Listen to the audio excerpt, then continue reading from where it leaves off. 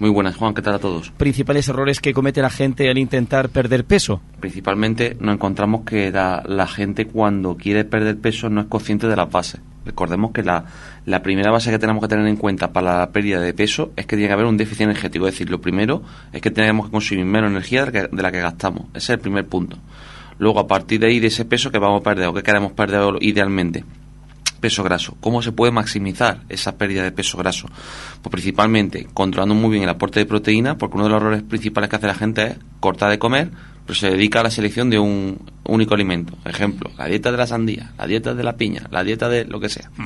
Buscan solo un alimento. Problema, que está restringiendo muchos macronutrientes que son necesarios, como la proteína. ¿Qué pasa? Esa proteína es necesaria porque nos va a ayudar a preservar la masa muscular. Y la masa muscular es el gran aliado que tenemos para perder grasa.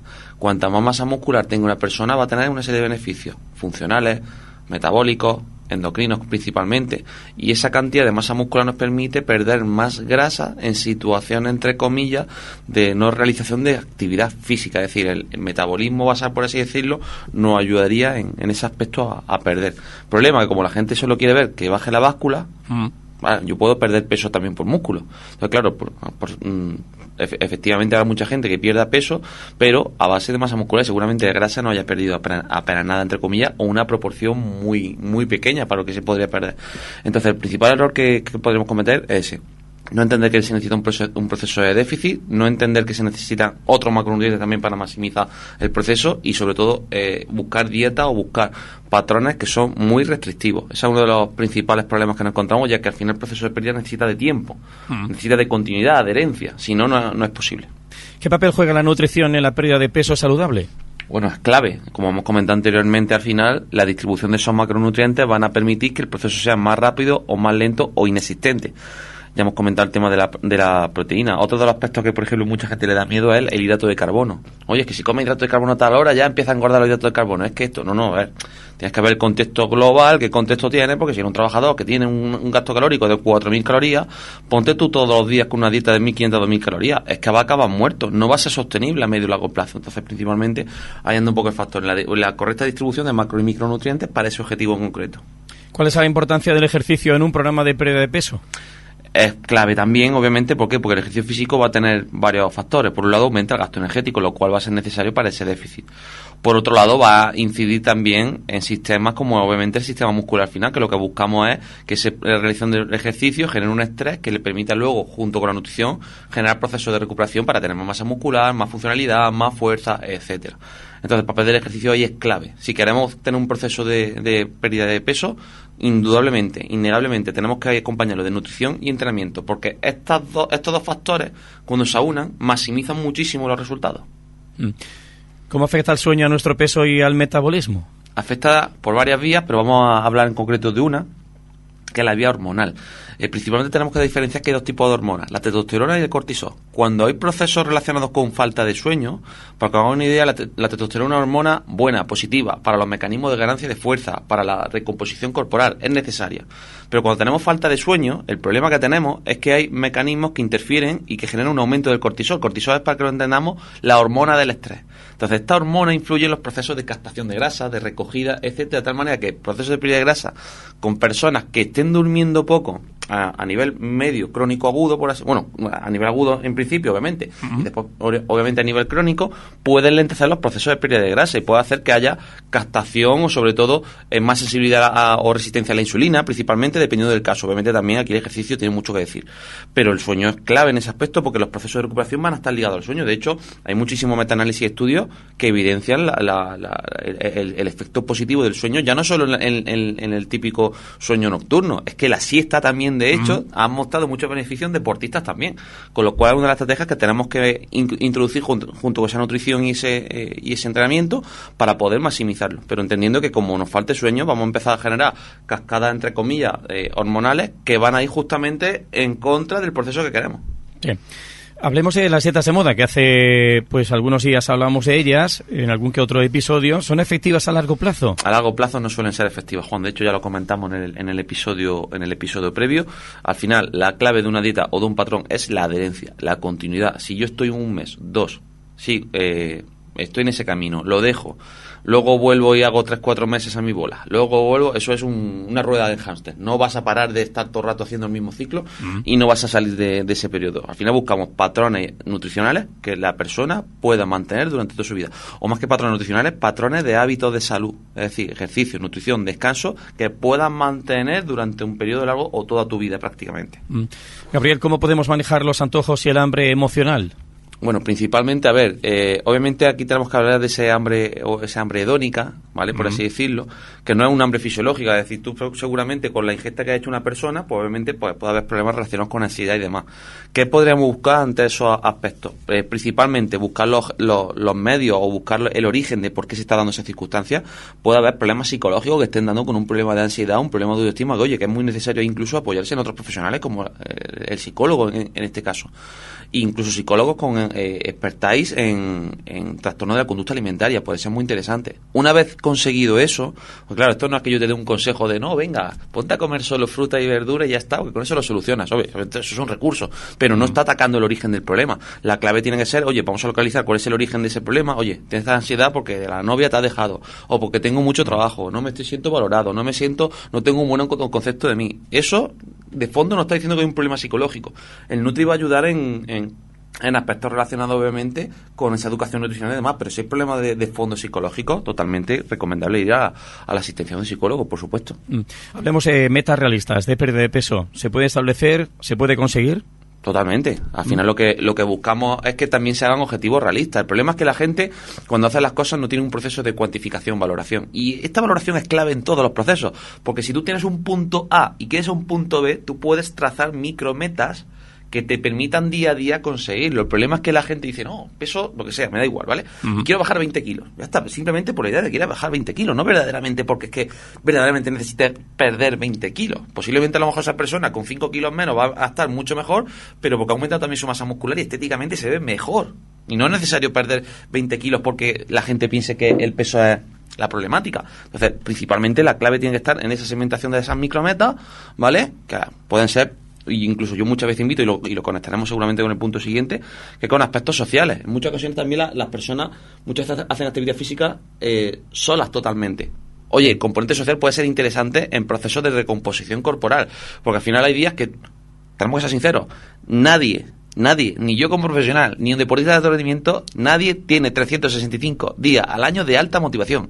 Vamos a tener días de baja motivación. Y esos días donde se marca mucho la diferencia de el que se queda en el sofá y el que se queda a hacer el trabajo, obviamente.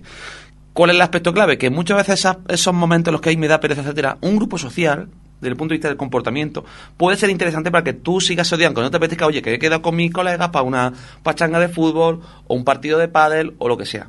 Pero al final un poco esa es la clave. Es decir, que busquemos al final estrategias que tengan un sostenimiento. Y por supuesto también entender que hay un proceso en el que hay días que no nos va a apetecer. Decir, oye, pero es que no me apetece, pero sé que esto es positivo para mi salud y tengo que hacerlo. Sobre todo cuanto más edad tenemos, cuando somos más, entre comillas, más conscientes, entre comillas. Porque cuando uno es joven, claro, lo aguanta todo. Pero el problema es cuando ya vas pasando ya a los 35 o 40, que a mí ya pronto me llega esa circunstancia. También eres joven. En ese aspecto. Claro, ya uno va teniendo esos achaques de, oye, me duele la espalda, me duele la cadera, me duele esto, me duele lo otro. Entonces, cuando uno entiende ese concepto de, oye, es que el ejercicio me ayuda a tratar el dolor, la nutrición me ayuda a mejorar esa sintomatología o incluso a eliminarla, es cuando uno es consciente de, oye, el papel tan importante que es la nutrición y el ejercicio dentro de la sostenibilidad de la salud. ¿Puede el estrés intervenir en el aumento de peso? Y, bueno, dime, ¿cómo podemos manejarlo? Influye de una manera total. Hemos hablado antes del cortisol, que era la hormona del estrés. Si yo tengo estrés, el problema es que hay una cascada. Vamos a intentar simplificarlo un poco, porque luego, si nos metiéramos dentro del sistema endocrino o habláramos de las reacciones hormonales, la gente se haría un lío. Pero básicamente, cuando hay una situación de estrés, se activa, entre comillas, el cortisol. El cortisol genera una pequeña depresión de la testosterona. Claro, la testosterona tiene relación con aumento de masa muscular, pérdida de grasa, etcétera. Entonces, claro, el hecho de tener estrés, claro que afecta. ¿Qué estrategias se pueden utilizar? Yo buscaría estrategias que pueden estar enfocadas tanto en el campo de la psicología, como el campo también, obviamente, ahora se habla mucho del mindfulness, principalmente, o del tema de la relajación. Buscar también protocolos o aspectos relacionados con técnicas relacionadas con, oye, hago mi actividad, pero también hago microdescansos. Por ejemplo, los estudiantes, los que nos estén escuchando en concreto, se hablará mucho de la técnica Pomodoro. Oye, haces 20, 40 minutitos de foco en el estudio, venga, 5 o 10 minutitos de descanso, de recuperación, venga. Eso es una estrategia que puede ser interesante, ya no solo en el estudio, sino prácticamente en muchos campos. Entonces, por ahí tiene que andar un poco la clave, entender de dónde está el origen siempre de las cosas y tratar ese origen. Claro, uno puede decir, tengo estrés, vale, pero ¿cuál es el origen del estrés? A lo mejor el estrés te da irte a la piscina porque tengas complejo de ti mismo a la hora de ir a la piscina.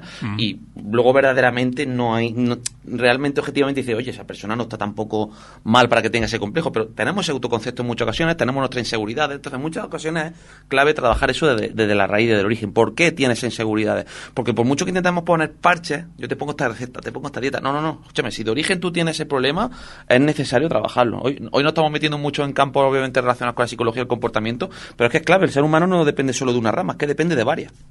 Sabemos que la hidratación es importante en nuestra vida, tenemos que mantenernos hidratados y sobre todo también cuando llega el verano, cuando aprieta el calor, ¿no?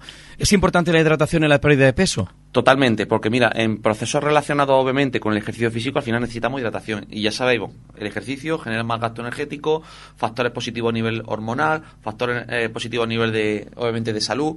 Si yo no tengo hidratación, no puedo sostener la actividad física. Si no puedo sostener la actividad física a medio y largo plazo, todo eso caput. Entonces, ¿qué es lo que pasa? Que todo al final se interconecta, principalmente. Claro que se necesita deshidratación. Luego puede haber, obviamente, en determinadas poblaciones, puede haber procesos de buscar alguna deshidratación controlada, pero eso se busca normalmente en alto rendimiento deportivo, en rendimiento deportivo. En la persona normal del día a día no es una estrategia que se recomiende per se.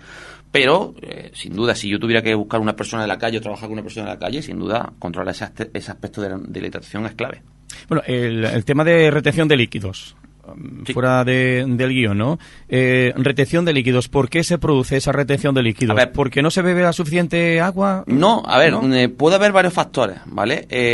Puede haber un proceso relacionado con que verdaderamente la hidratación no sea la más adecuada. Entonces, obviamente el cuerpo, cuando... Vamos a simplificar un poco esto, no del todo así, si nos ponemos en plan técnico, pero para que lo entienda la gente. Cuando tú al cuerpo le tiene una deficiencia de algo, cualquier cosa, vamos a entenderlo, aunque esto luego no es del todo así, ¿vale?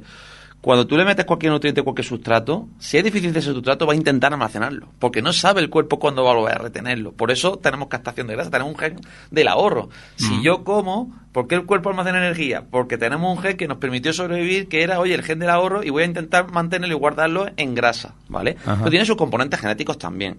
Otro aspecto puede ser también el nutricional. Dietas con muchos ultraprocesados, muy ricas en sales, demasiado respecto a las necesidades, puede generar cierta captación de agua por osmosis también a nivel celular, ¿vale? Principalmente. Bueno, son cantidades también, obviamente, que se dan en la población normal, pero fíjate, en población deportiva en muchas ocasiones tenemos hasta que meter más sal por el gasto energético, por la sudoración, etcétera, ¿vale? Entonces, esa retención no se debe solo a una única cosa. Sí es cierto que, por ejemplo, hay protocolo, obviamente, que si tú aumentas mucho la hidratación, estás siempre en un estado continuo de hidratación, pues obviamente el cuerpo va a tener más facilidad para excretar la orina y obviamente la retención, el proceso de retención va a ser menor. Esto también vamos a sumarlo luego en el campo de la mujer. El campo de la mujer con todo el cariño pues es más complejo por el componente hormonal que tiene a nivel biológico.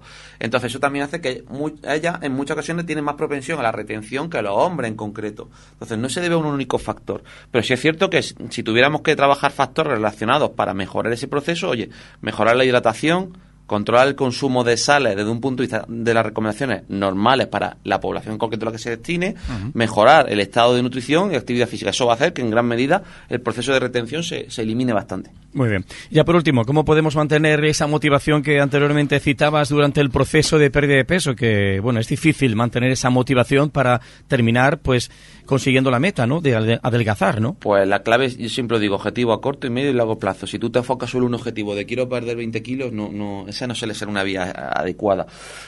Yo creo que, a ver, aquí voy a hacer un poco de publicidad, espero que no te moleste, Juan, no. En concreto, pero aquí el apoyo de un profesional que esté encima suele ayudar. Normalmente nos vienen muchos clientes a la empresa que se hacen sus propios procesos de autoentrenamiento y nutri y se tiran 2 años y ven que no consiguen ningún resultado. Es decir, mejoran un poco, vuelven, luego se dejan.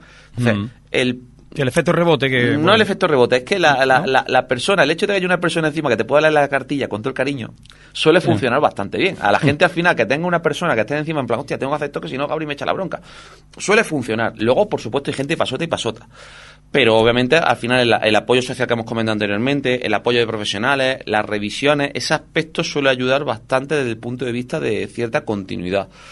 En función de, obviamente, de la personalidad, de cada sujeto, obviamente, esto se puede materializar en largo y corto plazo, porque hay personas que tú trabajas con el primer mes y sabes que no está haciendo nada desde el primer día. Entonces, claro, dice, oye, yo soy un profesional que está aquí para ayudarte, pero un policía no soy, con todo el cariño. Y con todo respeto a los policías de aquí que no estoy escuchando, obviamente, que tampoco su misión es estar todo el rato echando bronca a la gente. Pero, obviamente, ahí anda un poco la circunstancia, la clave en concreto, que tenemos que buscar ese tipo de metas para secuenciarlo. Meta a corto plazo, en vez de enfocarnos a un objetivo de un peso, etcétera, marcas, por ejemplo, de rendimiento físico. Oye, yo antes, por ejemplo, en prebanca movía 10 kilos. Venga, voy a ver si soy capaz de aumentar tanto en tantas semanas, de una manera realista. O, oye, es que yo antes hacía 5 kilómetros, me alimento corriendo, ¿vale? A ver en un mes si soy capaz de llegar a 7. Sí, en ¿vale? progresión. Claro, ¿qué pasa? Que eso también tiene un peligro, que es que la mayoría de la gente luego también el objetivo no es realista. Yo, por ejemplo, me viene muchas veces, pues, deportistas en concreto en ciclismo, ¿vale? Que decir, no, yo es que quiero mejorar tantos vatios en tantos meses. Dice, oye, espérate. Es que no tenemos la bola de cristal. La mejora que estás intentando hacer no es realista respecto a los cánones. Oye, luego a lo mejor lo consigues. Y puede ser un caso de X, pero siempre la clave es ir día a día, trabajo a trabajo, y secuenciar un poco ese objetivo de metas para poder, al final, tener un patrón continuo, que es la clave. Para no quemarse y no abandonar.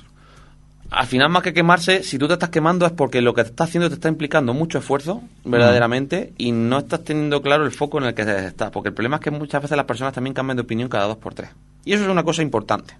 Entonces, por eso es muy importante objetivizar el proceso. Una evaluación inicial que te diga, estos son tus objetivos, vale.